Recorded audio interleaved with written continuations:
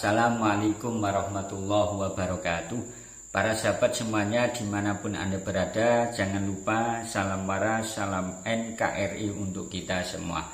Pada kesempatan kali ini saya akan menanggapi komentar dari Ketua PBNU yang getol banget membela Pak Alwi, yakni Pak Ahmad Fahru Razi, ya, dimana di grup WA NU Dunia Pak Fahru Razi ini komentar, saya sepakat polemik ini, maksudnya polemik nasab, hanya makanan bagi konten kreator untuk cari uang, tidak ada manfaatnya bagi umat. Ini menurut saya harus ditanggapi karena tidak sesuai dengan fakta yang ada.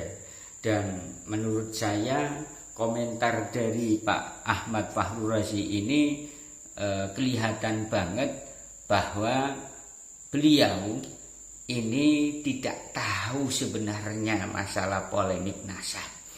Tanggapan saya yang pertama, ya, masalah Pak Fahru Razi mengatakan makanan bagi konten kreator untuk cari uang.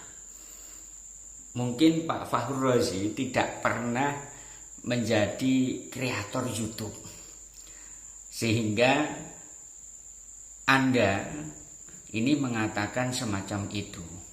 Perlu Anda ketahui bahwa kami termasuk saya ini kreator YouTube, ini rugi kalau masalah bahas nasab kemudian kita upload ke YouTube hanya gara-gara mencari uang. Rugi sekali, rugi. Kenapa saya katakan rugi? Wong kayak saya saja itu 1 bulan itu ndak ada 1 juta kok, Pak. Ya nggak ada, paling mentok 500 lah, ya. Itu internet sendiri, meluangkan waktu, kemudian cari-cari referensi, buka-buka kitab, sehingga kalau hanya tujuannya ini untuk mencari cuan, ya rugi banget, Pak, rugi banget, waktunya tersita. Tapi tujuan kami, ya, tujuan kami membahas masalah polemik nasab ini karena demi umat, demi umatnya Rasulullah, dan demi bangsa kita tercinta, bangsa Indonesia. Ya, Pak Fahru Razi, ya, kalau Anda tidak percaya, ya coba Anda sekali-kali menjadi kreator YouTube. Coba Anda pasti merasakan kalau hanya tujuannya untuk mencari cuan, rugi banget. Dan terus terang, Pak, ya, saya kesehariannya, ya, kehidupan saya itu bekerja, Pak, ya, bekerja mulai jam 7 sampai setengah 3 baru pulang. Jadi berangkatnya jam 6, pulangnya setengah 3, ya, nyampe rumah biasanya setengah 4, jam 4. Itu untuk sehari-hari kita, itu untuk sehari-hari saya bekerja, Pak, ya, bekerja. Jadi sekali lagi Pak Ahmad Fahru Razi kalau membahas polemik nasab tujuannya cuan, rugi banget, waktunya tersisa semua. Itu yang perlu Anda atau Bapak ketahui. Kemudian yang kedua, sampean atau panjenengan mengatakan bahwa membahas masalah polemik nasab ini tidak ada manfaatnya bagi umat. Ini sekali lagi rupanya Pak Fahru Razi ini nggak jeli kok, nggak jeli masalah polemik nasab ini. Kemudian asal ngomong saja, asal jeplak saja. Tentu kalau kita renungkan, kita hayati dengan hati hati, bukan dengan nafsu ya, dengan hati. Maka masalah membahas polemik nasab ini sangat banyak manfaatnya. Sangat banyak, Pak. Saya tulis manfaatnya ya. Saya sebutkan yang pertama, ya. Kita membahas nasab, masalah polemik nasabnya para habaib, kita jadi tahu ya bahwa habaib itu hanya ngaku-ngaku saja sebagai keturunan Nabi. Sebenarnya bukan, tapi mereka itu keturunan Yahudi Askenasi. Loh, apakah saya syukur jeplak? Ya enggak, Pak.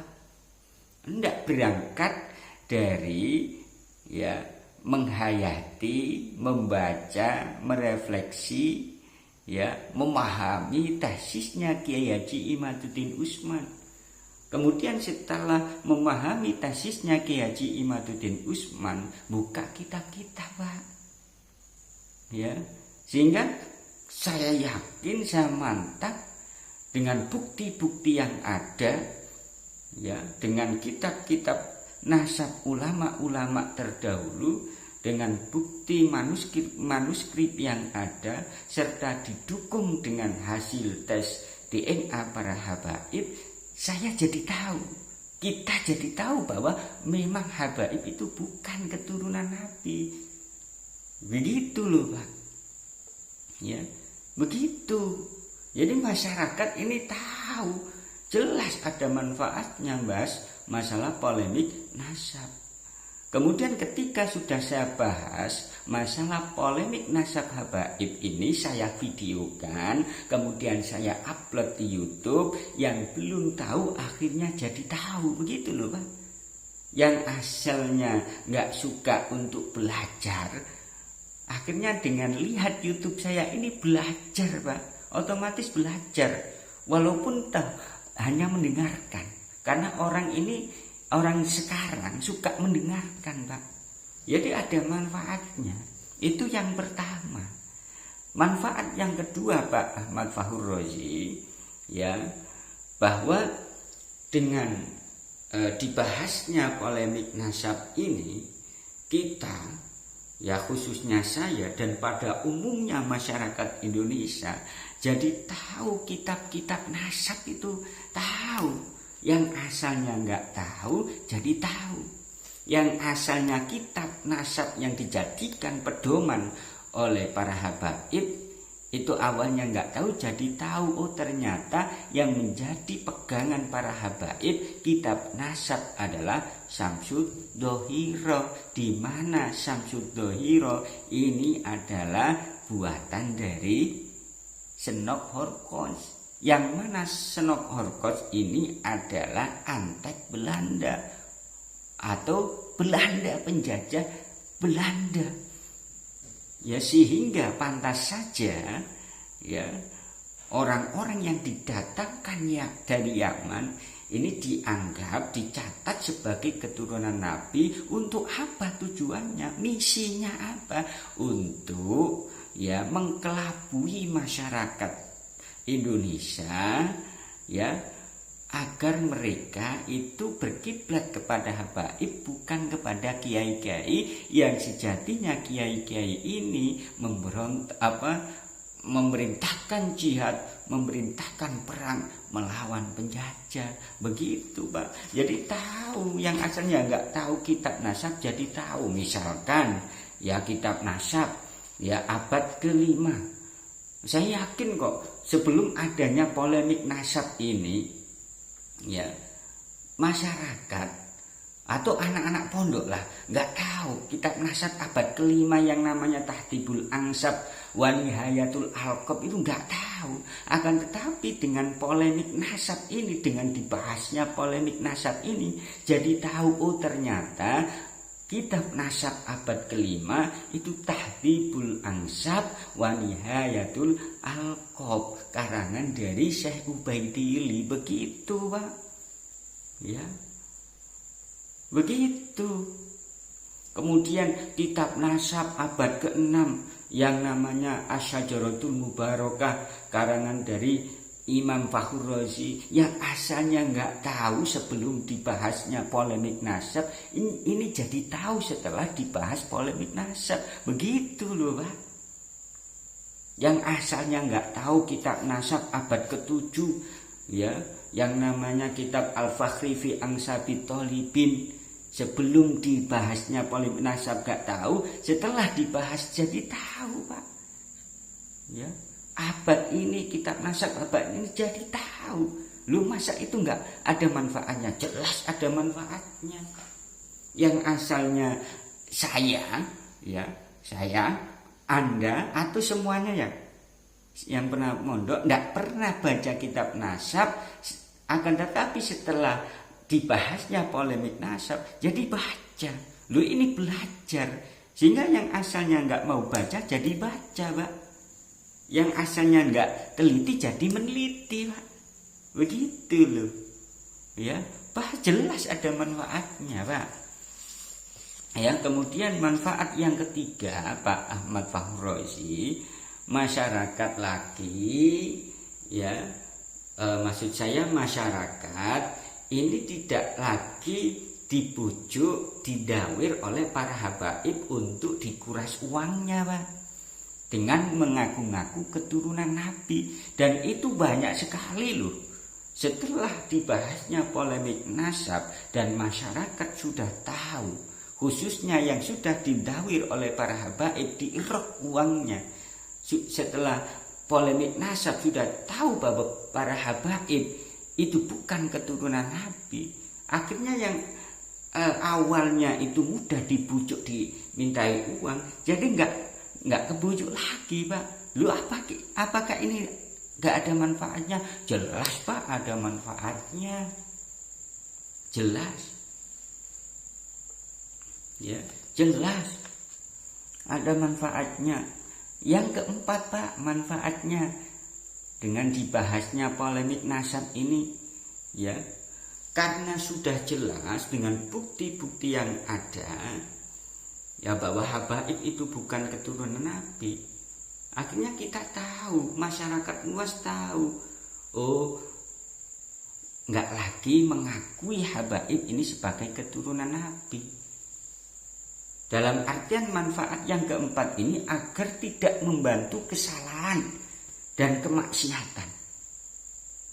Loh, kenapa saya mengatakan kesalahan dan kemaksiatan? Loh, habaib itu bukan keturunan Nabi. Ya, dan jelas salah menurut kitab-kitab nasab dan hasil tes DNA. Ini kan termasuk kesalahan, kemudian termasuk kemaksiatan, berbohong atas nama Nabi. Kemuliaan Nabi dicuri, haknya Nabi dicuri Pak. Sehingga kalau kita tetap mengakui, ini sama saja ya, mendukung kesalahan dan kemaksiatan. Jelas ada manfaatnya. Yang asalnya saya, khususnya pada umumnya masyarakat Indonesia, ini mengakui habaib sebagai keturunan Nabi, jadi tidak lagi Pak. Lu apakah ini ada manfaatnya? Jelas ada loh Pak.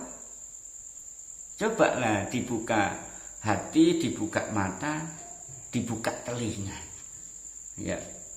Kemudian yang kelima, dengan adanya manfaat kelima, dengan adanya dibahas polemik nasab, kita nantinya akhirnya tahu, oh bahwa ternyata sejarah NU yang asli itu begini. Ternyata yang disampaikan Habib itu tidak sesuai faktanya. Begitu loh Pak. Anda cinta NU enggak sih?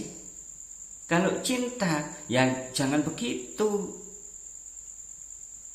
Ya, jangan begitu. Karena jelas-jelas sejarah NU ini sudah dipalsukan oleh mereka. Sejarah Jatman dipalsukan oleh mereka. Ya. Dengan adanya polemik nasab kita jadi tahu sejarahnya Wali Songo, silsilahnya Wali Songo Pak.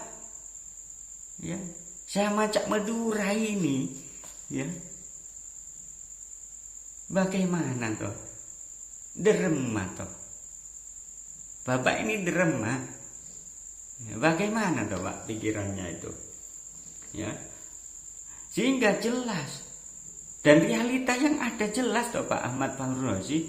silsilannya para wali songo ini sudah dibaalmikan, padahal bukan.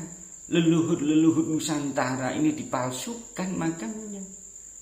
Loh, kalau tidak ada polemik nasab, kalau dibiarkan, anak keturunan kita akan kehilangan jejak, Pak, kehilangan sejarah. Kalau sudah kehilangan sejarah, mudah dibohongi, Pak. Ya apa sih sampai niki? Ya. Kemudian yang keenam, yang terakhir ini yang paling penting adalah manfaatnya membahas polemik nasab ini adalah karena untuk keamanan NKRI, Pak. Bangsa kita, bangsa Indonesia. Coba sampean bayangkan, yang ngaku-ngaku keturunan Nabi dengan seenaknya menghina pemerintah, dengan seenaknya menghina bangsa kita. Kalau diterus-teruskan begitu, hancur. Sehingga dengan adanya polemik nasab, masyarakat jadi tahu pada umumnya, saya khususnya jadi tahu, ternyata itu bukan keturunan Nabi. Sehingga kita lawan. Karena orang Indonesia ini kan, kalau dengan keturunan Nabi kan, wah manut begitu kan. Tidak pandang itu salah apa enggak, Pak. Begitu loh, Pak. Ini untuk bangsa Indonesia. Derma loh. Ya, itu sajalah yang bisa saya sampaikan ya, Pak. Sekali lagi, buka mata, buka telinga, buka hati, Pak Ahmad Fauzi. Mudah-mudahan bisa bermanfaat, dan sekali lagi mohon maaf. Assalamualaikum warahmatullahi wabarakatuh.